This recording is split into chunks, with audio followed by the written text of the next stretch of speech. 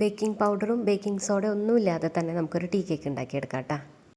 ഇതേപോലെ നല്ല സോഫ്റ്റ് ആയിട്ടുള്ള ഒരു കേക്ക്, അതും ബേക്കിംഗ് പൗഡറും ബേക്കിംഗ് സോഡയും ഒന്നും ആഡ് ചെയ്യാണ്ട് കേട്ടോ.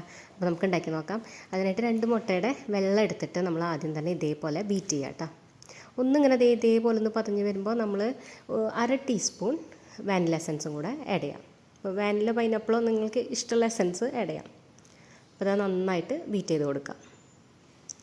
ഇത് വീഡിയോയിൽ കാണുന്ന പോലെ ഇതേപോലെ തന്നെ ആയി വരുമ്പോൾ നമ്മൾ അതിലേക്ക് 1/2 കപ്പ് ഷുഗറാണ് ആഡ് ചെയ്യണത്. അത് കുറച്ചായിട്ട് ആഡ് ചെയ്തിട്ട് നന്നായിട്ട് ബീറ്റ് ചെയ്ത് കൊടുക്കുക. പൊടിച്ച പഞ്ചസാര ആണെങ്കിൽ കുഴപ്പമില്ല. ഡയറക്റ്റ് പഞ്ചസാര ഇടുകയാണെങ്കിൽ നമ്മൾ അത് മെൽറ്റ് ആവണ വരെയും ബീറ്റ് ചെയ്യണം കേട്ടോ. പിന്നെ അത് കഴിഞ്ഞ് ഈ ഒരു പരുവത്തിലാവുമ്പോൾ നമ്മൾ 2 യെല്ലോ മാറ്റി വെച്ചിട്ടുണ്ടല്ലോ, അതും കൂടെ അതിലേക്ക് ഇട്ടിട്ട് പിന്നെയും ബീറ്റ് ചെയ്ത് കൊടുക്കുക. നല്ലപോലെ ഇങ്ങനെ ഫ്ലഫി ആയിട്ട് കിട്ടണം, അതുവരെ നമ്മൾ ബീറ്റ് ചെയ്ത് കൊടുക്കണം. പിന്നെ പഞ്ചസാര നമ്മൾ ഷുഗറും കൂടെ മെൽറ്റ് ആവണം, അതും കൂടെ ശ്രദ്ധിക്കണം. ഇതെല്ലാം കൂടെ ഇതേപോലെ ആയി കഴിഞ്ഞാൽ നമ്മൾ 1 ടേബിൾ സ്പൂൺ സൺഫ്ലവർ ഓയിലും കൂടെ ആഡ് ചെയ്തിട്ട് ജസ്റ്റ് ഒന്ന് ബീറ്റ് ചെയ്താൽ മതി, കൂടുതൽ ബീറ്റ് ചെയ്യേണ്ട. അതിന് ശേഷം പിന്നെ 1/4 കപ്പ് പാൽ ഒഴിക്കുക.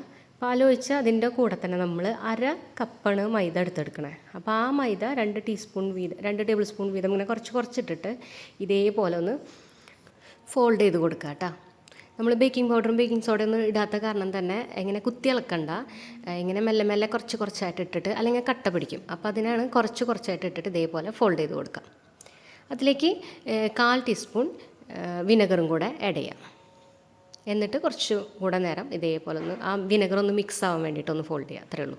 ഇനി നമ്മുടെ ബേക്ക് ചെയ്യാനുള്ള പാത്രത്തിൽ കുറച്ച് ഓയിൽ ഒഴിച്ച് നമ്മുടെ കുറച്ച് മൈദ അതിലിട്ടിട്ട് ഇതേപോലെ തട്ടി കൊടുക്കുക. നമ്മുടെ ബാറ്റർ അതിലേക്ക് ഒഴിച്ചു കൊടുക്കുക. വല്ലാതെ ലൂസാവണ്ട, ഇതേപോലെ ഇങ്ങനെ കിട്ടാൻ വേണ്ടിയിട്ട്. എന്നിട്ട് നന്നായിട്ടൊന്ന് തട്ടി കൊടുക്കണം കേട്ടോ. ഇങ്ങനെ ടാപ്പ് ചെയ്ത് കൊടുത്തിട്ട് വെക്കുക വേണ്ടു.